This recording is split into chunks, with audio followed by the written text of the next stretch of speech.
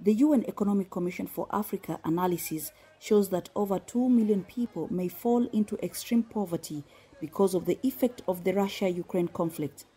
This adds to an already dire situation in the continent. In the East and Central African regions, the effects of climate change are biting hard as drought and floods affect food security and are slowing down recovery. African government officials meeting in Seychelles are seeking solutions for resilience. As we said in our report, most African countries, especially Central African countries, have one or two commodities which account for 70% of the export earnings, which put them in a very, very difficult situation once these commodities, prices collapse. So what we're asking is basically to diversify the basket of exports.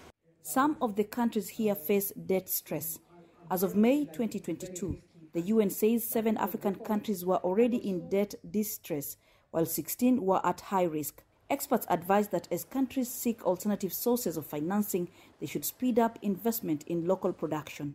In many of our countries, we are exporting raw materials, either being minerals, like natural resources, but we don't do even first transformation in many of our countries. And this is not where you get many of the value added, right? We do know that by transforming these natural resources or these resources locally, then you can really grab a big part of the value chain. But as a long-term solution, they urge for more self-sufficiency. We have a young populations. This is a big advantage of us. Because in many other places, the population is aging.